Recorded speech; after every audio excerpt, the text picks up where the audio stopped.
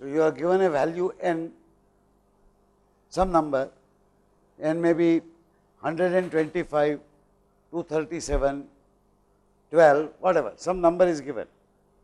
Between 1 and n, there are numbers, odd numbers and even numbers.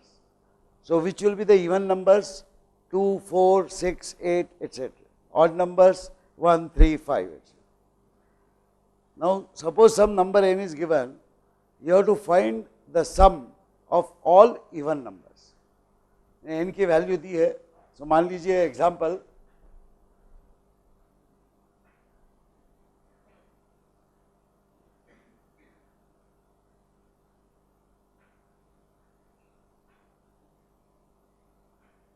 n is equal to 13.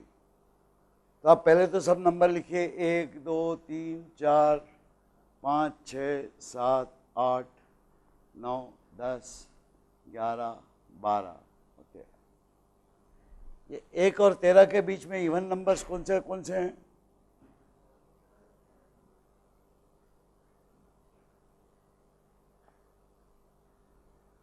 आपको n की value दी है 13, आपको in even numbers का sum total निकालना है. कैसे निकालें? n कुछ भी हो सकता है, 1000 भी हो सकता है. तो you will have to set up an iteration to do this summation, right a program to do this. Let us सी.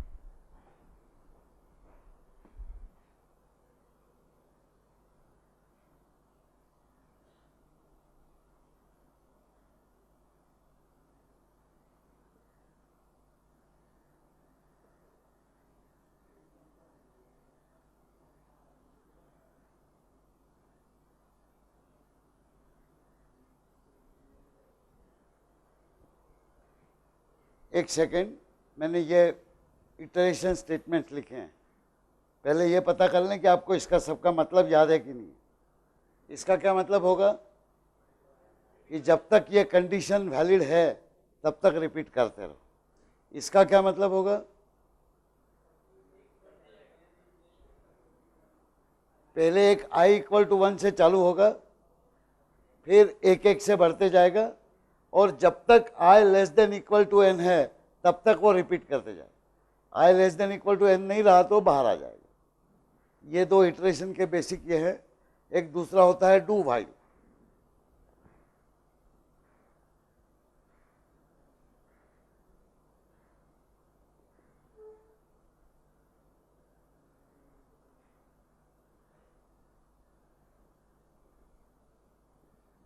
इसका क्या मतलब हुआ ये नहीं मालूम. ये भी ऐसा ही है, रिपीटिशन जैसे. इसमें भी यही लिखा है कि जब तक ये कंडीशन सही है ये करते रहो. As long as this condition is valid, keep doing this again and again. This also says the same thing.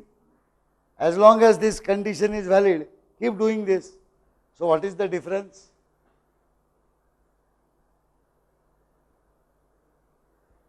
अभी डिफरेंस बताता हूं. ये जो है इसका मतलब हुआ, you first check the condition. If it is true, you do these statements and then go back. Is that clear? While condition means first you check condition.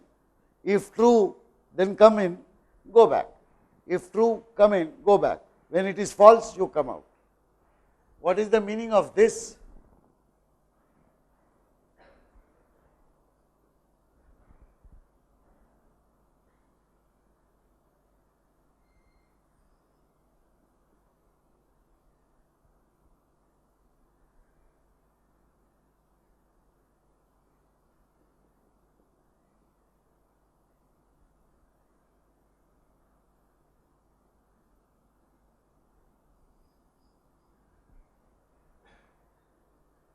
The meaning is first do this, पहले इसको करो, फिर condition check.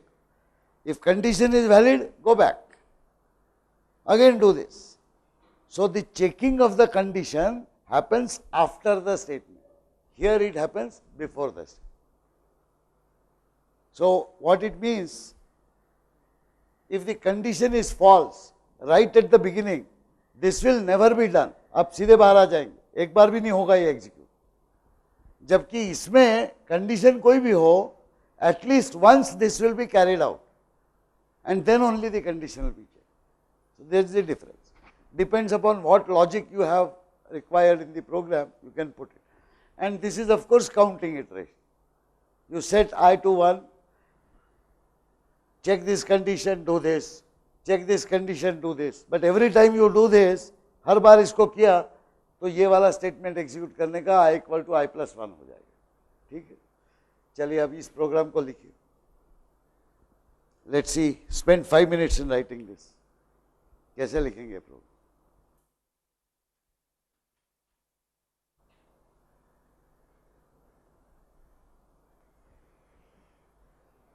ये आई वाले statement में एक ही for statement में 3 चीजें लिखी हैं. कौन सी 3 चीजें हैं? ये एक है, ये दूसरी है और ये तीसरी. ये देखिए सेमीकोलन दिया. This is one statement, this second statement, this third statement. This statement is called initialization. This statement is the condition and this statement is increment. If I don't have this or this, then this condition is exactly like while. So, what is the condition here? The condition is I less than equal to n. True.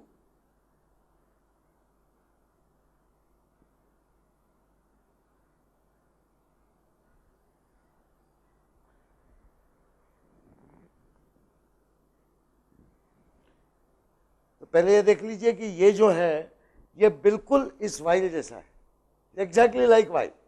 While condition keep repeating. For statement also says for this condition keep repeating. Okay.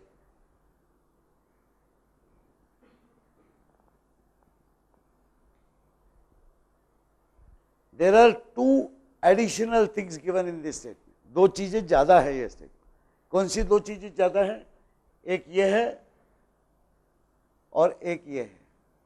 बराबर. अब ये क्या करती है? ये for statement लिखेंगे तो यहां आने से पहले यहां पर I इज इक्वल टू 1 कर दिया जाएगा. ये जो स्टेटमेंट है ये पहले एग्जीक्यूट होगा. Before you start doing anything, initialization will happen automatically. This statement will do. Second, in the while condition loop, you will keep repeating after doing this once. एक बार कर लिया, फिर से करो, दोबारा करो, तिबारा करो, जब तक condition valid है करते रहो. In this also you will do that, but before going back,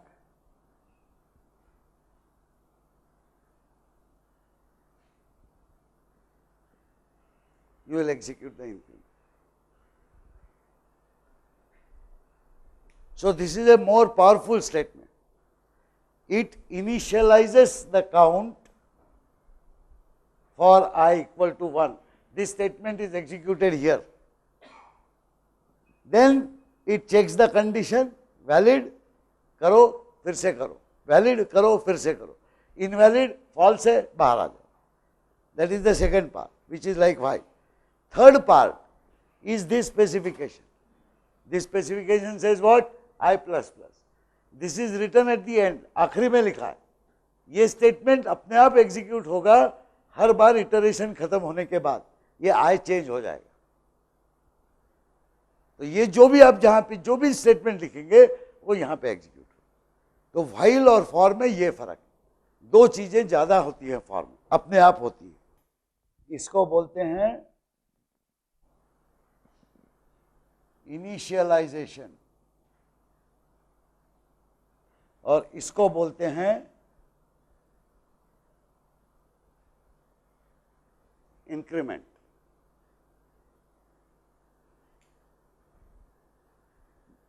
अब देखिए क्या कैसे चलेगा, ये जो ब्लॉक है इस ब्लॉक को रिपीट करना है, कितनी बार रिपीट होगा देखते हैं.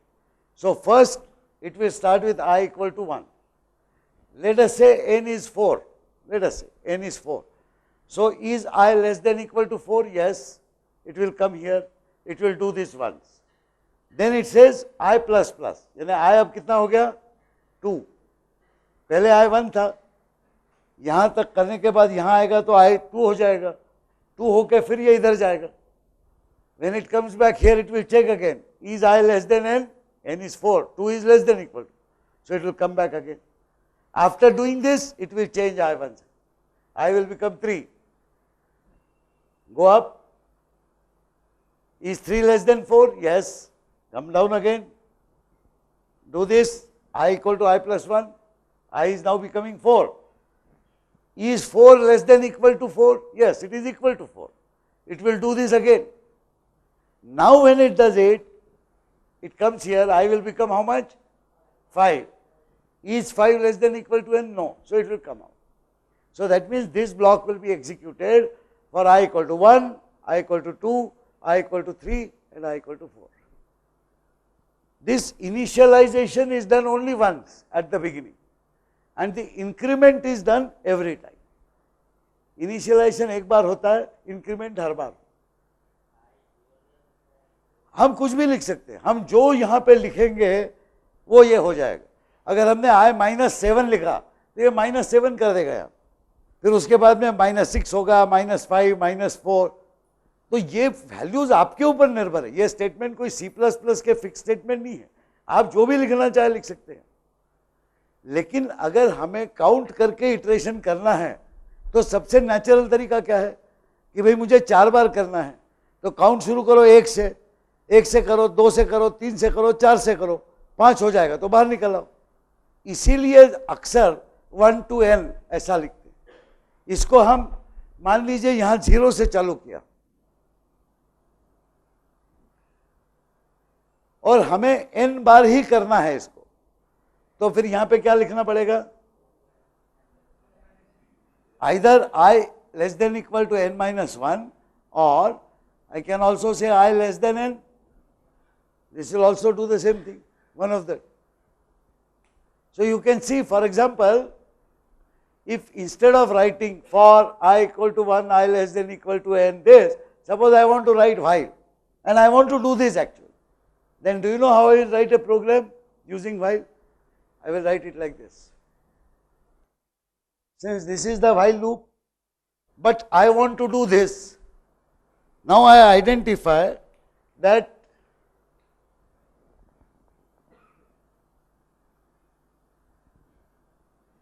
this portion is actually exactly like while. So if I write in my program explicitly this statement, अगर शुरू में लिख दूं तो ये हो जाएगा. फिर उसके बाद while loop लिख सकता हूं और while loop के अंदर ही ये जो है, ये इसको मैं अगर यहां लिख दूं तो अपने आप एग्जीक्यूट हो जाएगा. So the way to write this is, let us say int n I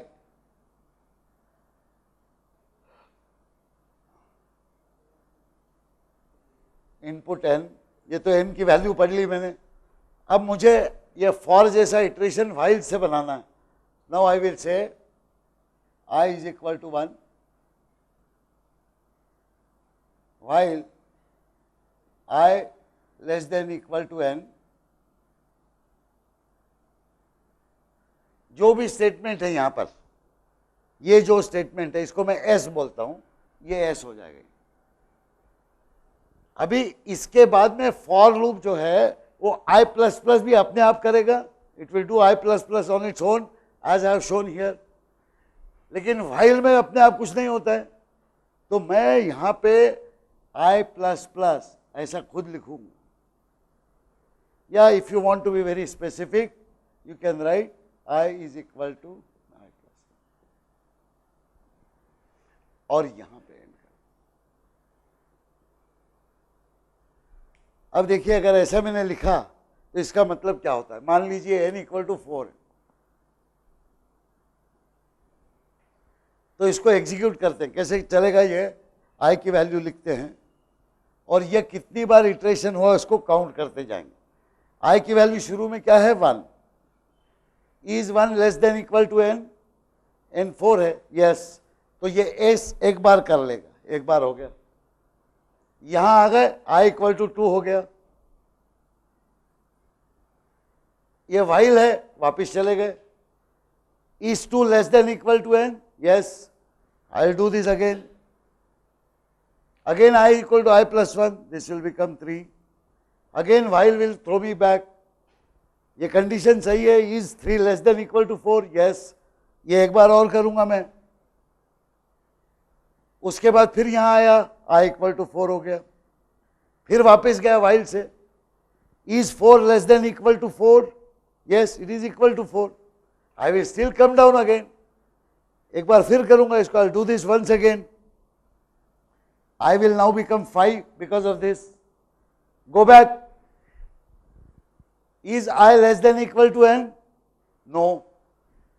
Then what I will do? I will come out here. जब मैं बाहर आया तो ये कितनी बार किया मैंने? 4 बार किया, वही किया जो फॉर से करता था। तो फॉर को मैं व्हाइल करके भी लिख सकता हूं, I can write it in the while form, but I will have to write this statement myself and I will have to write this statement myself. ये मुझे लिखना पड़ेगा दोनों। अगर इसी चीज को मैं फॉर करके करना चाहता हूं तो इसको लिखूंगा int n I c in n, अभी मुझे ये सब लिखना है तो इसको मैं खाली लिख दूंगा for I equal to 1, I less than equal to n, I plus plus, ये जो स्टेटमेंट है s और दैट्स ऑल। क्योंकि I प्लस प्लस यहां लिख दिया तो मुझे ये यहां लिखने की जरूरत है। I इक्वल टू 1 मैंने ये फॉर लूप के पहले लिखा था, यहां पर व्हाइल के पहले लिखा था, अब ये स्पेसिफिकेशन में आ गया, it has come in that specification, it will be executed like. So these are exactly identical program, बिल्कुल identical behavior है दोनों का, दोनों ऐसे ही चलेंगे, ठीक है। अब इतना पावरफुल कंस्ट्रक्ट मिल गया आपको, अब आप रियल लाइफ का प्रॉब्लम सॉल्व करें। You now have a powerful construct, so solve this problem, find the sum of all even numbers between 1 and n for a given value of n, sum value of n is given, जो भी input है उसको लेके खाली सम निकालना है of all the even numbers between 1 and n।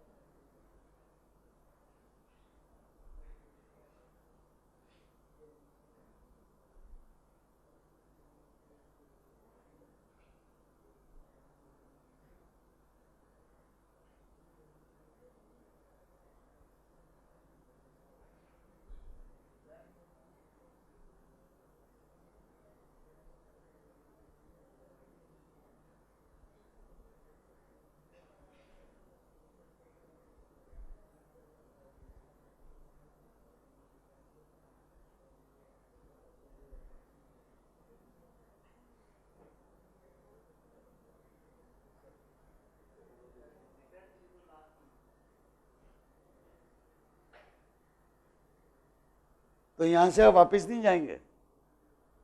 तो अगर n इनवैलिड होगा तो आप आउटपुट दे देंगे और फिर यहाँ आ जाएंगे नहीं तो। लेकिन इसके बाद प्रोग्राम क्या करेगा? प्रोग्राम यहाँ से शुरू हुआ, इनपुट ले लिया, if n less than equal to 0 उसने ये स्टेटमेंट एग्जीक्यूट किया। अब यहाँ आया, इसके बाद यहाँ से बाहर निकलेगा, वो यहाँ आ जाएगा। आपको क्या चाहिए कि इफ ये लेस देन 0 है तो आपको ये करना है, अन्यथा ये सब करना है। यहाँ पे एल्स लिख के बड़ा नहीं लिखना पड़ेगा, गड़बड़ हो जाएगी। इन्होंने थोड़ी चालूगिरी करी है, इसलिए मैं लिख रहा हूँ, ये पूरा सवाल देखने लायक है। इन्होंने क्या कर दिया है, n/4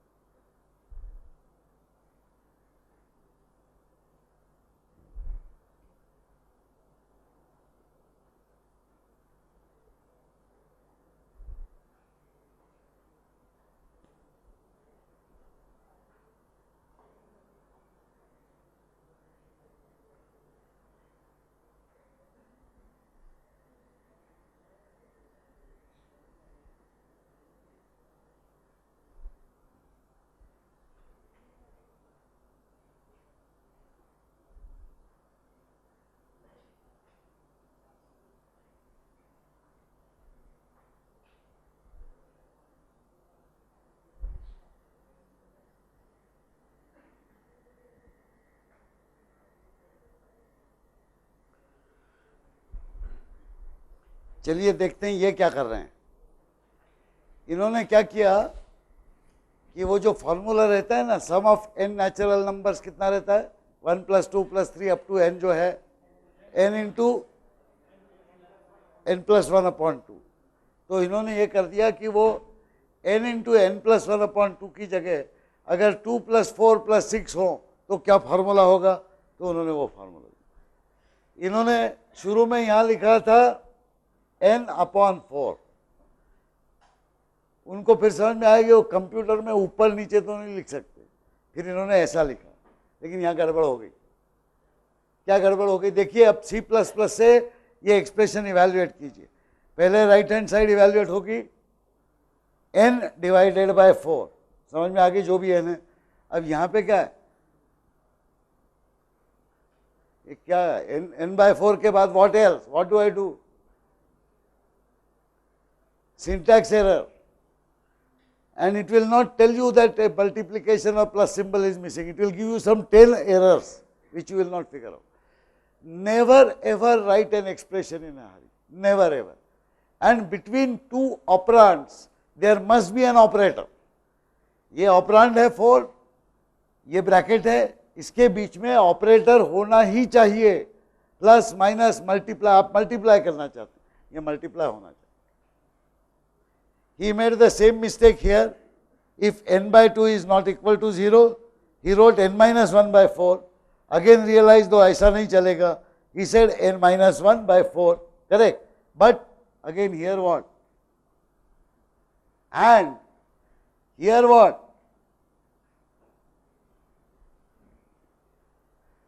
So you see, a small mistake can undo your activity. The problem is you are not using iteration, you are using a formula because you know the formula.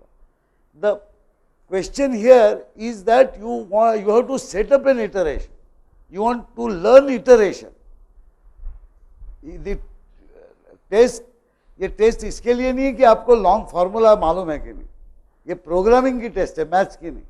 और प्रोग्रामिंग की टेस्ट में ये लिखा नहीं रहेगा कि iteratively solve करो, लेकिन आपको इटरेटिवली सॉल्व करना चाहिए।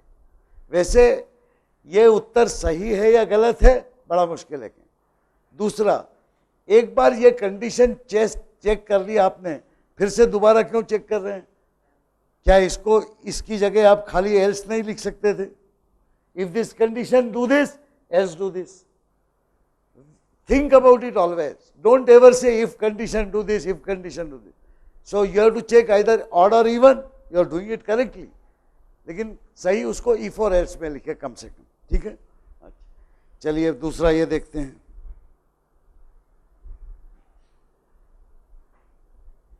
ये मैं इंट मेन वगैरह नहीं लिखता हूं,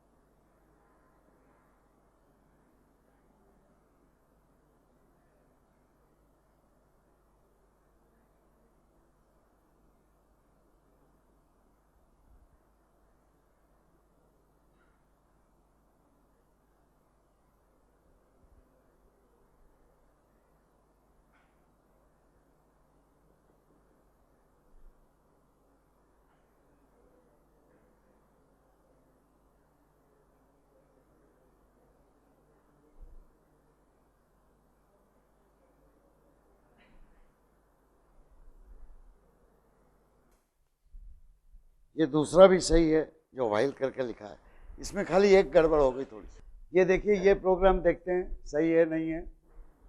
ये क्या कर रहे हैं, सम को 0 इनिशियलाइज कर दिया, then he is reading n, now he is setting up an iteration by counting. उसको कहाँ से कहाँ तक जाना है, 1 से लेके n तक।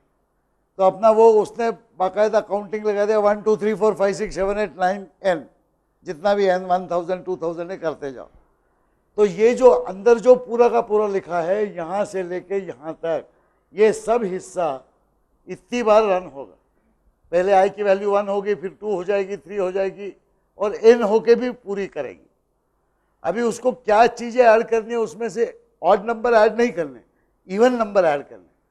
He has to add only even numbers, not odd number. So what he is doing is, every time he is examining the value of I, whether I modulo 2 is 0 or not. If I modulo 2 is 0, what it means? It is an even number. Then he adds. If I modulo 2 is not 0, it is not even, he will only come here and automatically we will go there after increment. So he will count 1 2 3 4 5, but he will add only 2 4 6. 2 4 6 खाली add होंगे, 1 3 5 add नहीं होंगे। इसमें एक गड़बड़ है। ये जो कंपैरिजन जो क्या है, क्या होना चाहिए यहाँ पे,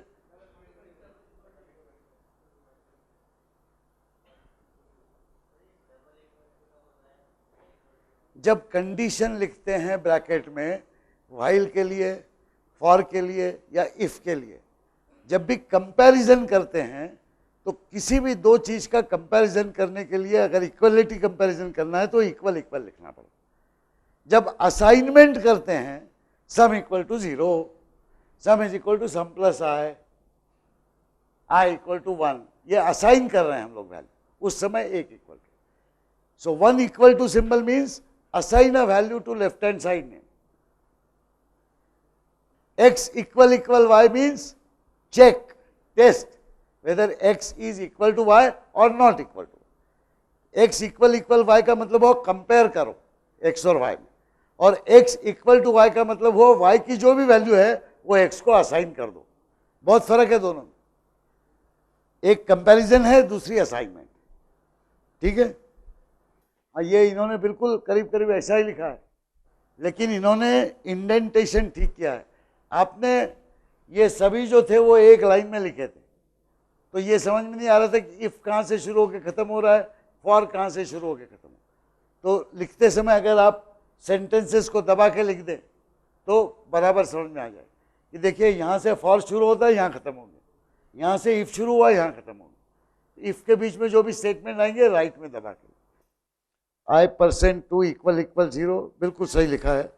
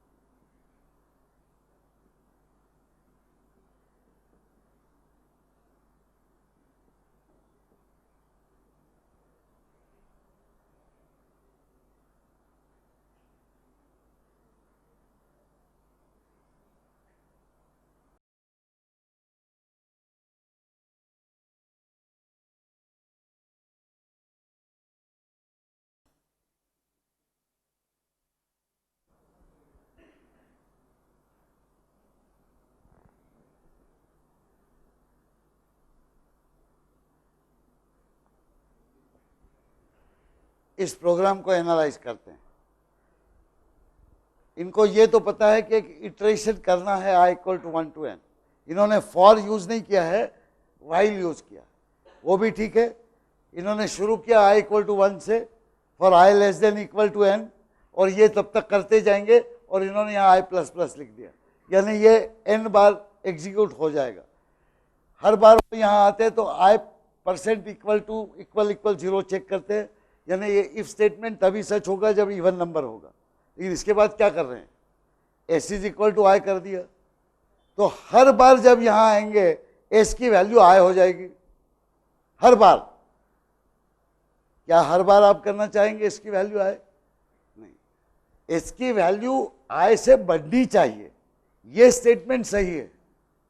लेकिन ये स्टेटमेंट से क्या हुआ, इसमें एक और भयंकर अनर्थ ऐसा हो गया कि यहाँ पे इन्होंने ब्रास नहीं डाला और इसका ब्रास बंद नहीं किया। तो ये तीनों जो स्टेटमेंट हैं ये इफ के साथ नहीं हुए। भले आपने यहाँ ऐसे पीछे हटा के लिख दिया, C++ को इसे कैसा लिखा है इससे मतलब नहीं है।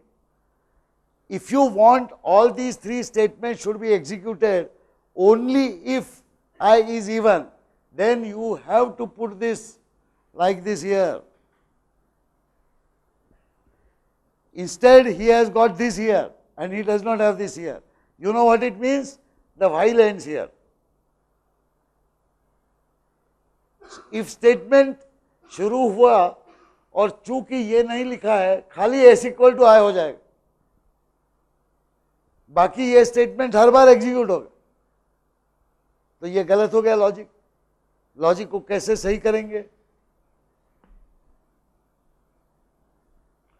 इसको लॉजिक को ऐसे सही करेंगे कि फॉर नहीं लिखना चाहते हैं, व्हाइल लिखना चाहते हैं, ठीक है। I = 1 से शुरू किया, वो भी ठीक है। व्हाइल I <= n किया, वो भी ठीक है।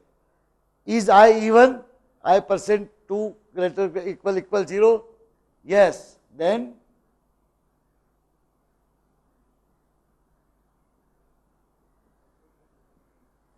That's all.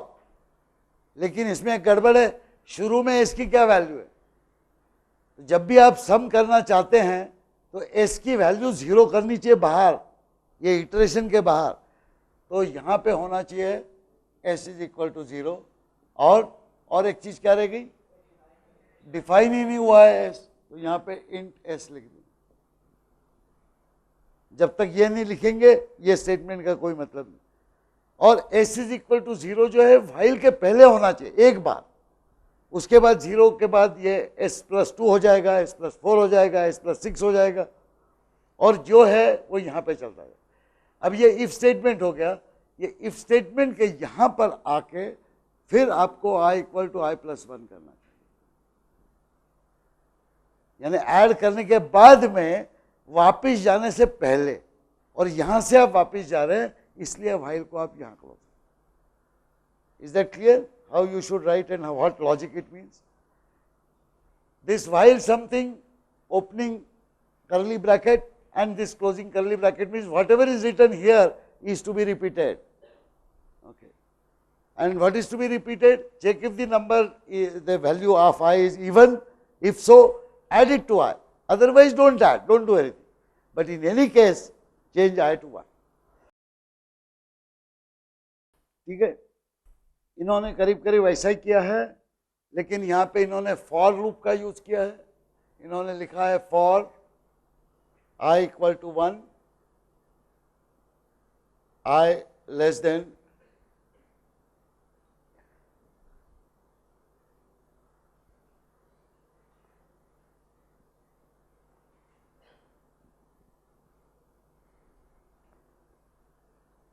इसमें यहाँ पे एक गड़बड़ है, एरर कोई बता सकता है इस स्टेटमेंट में?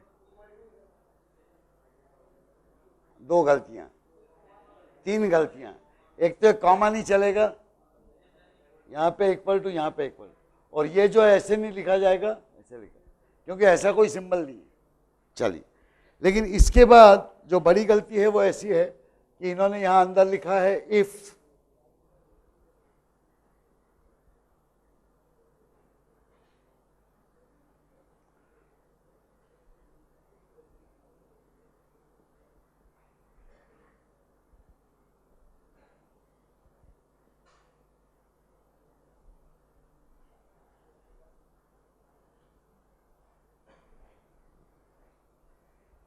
अब ये देखिए क्या हो रहा है, S is equal to S plus I तो ठीक है, लेकिन S is equal to I का क्या मतलब हुआ? इसको एग्जीक्यूट करते हैं, एन इक्वल टू 5 के लिए एग्जीक्यूट करते हैं, देखते क्या आता है। ठीक है, मान लीजिए एन इज इक्वल टू 5 है। अभी यहाँ पे हम लिखेंगे, वैल्यू लिखेंगे आई की और एस की। एस की वैल्यू शुरू में क्या है, यहाँ पे 0 लिखा है इन्होंने, एस इक्वल टू 0, तो एस की वैल्यू शुरू में 0 हुई। यहाँ आई की वैल्यू क्या बनी, 1। Is 1 less than n, n की वैल्यू हमने लिया है, मान लीजिए एन इज इक्वल टू 5, तो ये एन की वैल्यू 5 है। Is 1 less than equal to 5, yes, I come in. Is 1 even, no, forget it, come here, go back, I plus plus, I क्या हो गया, 2। Is 2 less than equal to 5, yes, come in. S is equal to I, यानी S की value हो गई 2। फिर लिखा S is equal to S plus I, S is equal to 2 plus 2, यानी कितनी हो गई, 4। एक ही टाइम में एस की 2 बार वैल्यू बढ़ गई, एक बार आई हो गई और फिर उसके बाद एस प्लस आई हो गई। इसके बाद यहाँ आए, वापस गए, I is equal to 3, 3 less than equal to 5, yes, come inside, not even, come out again, go back, I plus plus, क्या हो गया, 4। Is 4 less than equal to 5, yes, come inside, is 4 even, yes, S is equal to, S is equal to I which is 4 तो था, इन्होंने फिर से उसको 4 किया। फिर उसके बाद S is equal to S plus I, 4 plus 4 8 हो गया। इनको वैल्यूज ऐड करनी थी 2 और 4, आंसर आना चाहिए था 6, इनका आंसर आ गया 8। क्यों आया, why? Because S is an accumulator. S का मतलब है आपने एक डिब्बा रखा है, उसमें ऐड करते जाएंगे खाली नई वैल्यू, उसको फिर से मिटा के असाइन नहीं करेंगे कोई नई वैल्यू। तो ये एस इज इक्वल टू आई जो है, इसके कारण सब धोखा हो। इसको आप निकाल देंगे तो देखें कैसे चलेगा ये प्रोग्राम। फिर शुरू में ये 0 था, 1 के वहां कुछ नहीं हुआ, 2 आया तो 0 में 2 ऐड हो गया, एस की वैल्यू 2 हो गई। फिर 3 हुआ, 3 में कुछ नहीं हुआ, फिर 4 हुआ, इवन है, 4 एस में ऐड हुआ तो 4 प्लस 2 6 हो गया। अब ये बराबर चल रहा है। In an iteration never initialize the summation variable. Iteration के अंदर समेशन को इक्वल टू करके कोई एक फिक्स वैल्यू ना दे, वो एक बार खाली इनिशियलाइजेशन होता है 0, इसके अंदर वो खाली एक्यूमुलेट करेगा, नई वैल्यू जाए। ठीक है,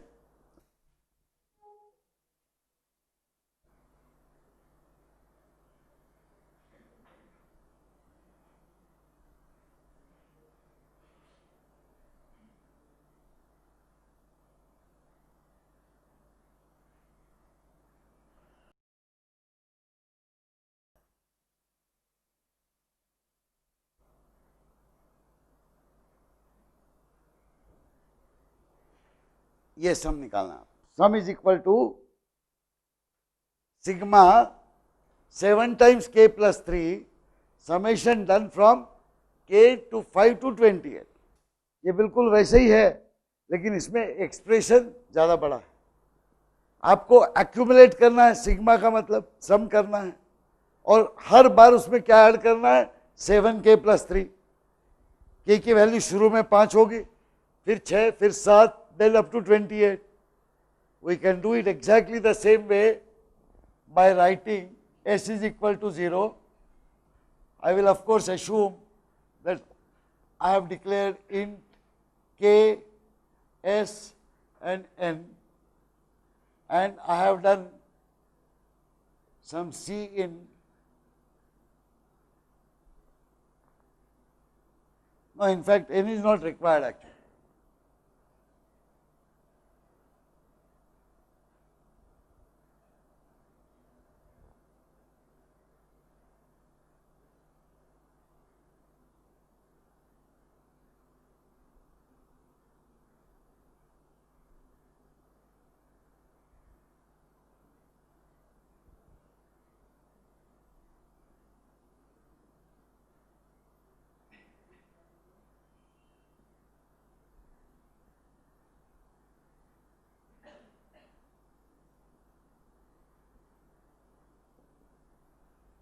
Do you think this program will work?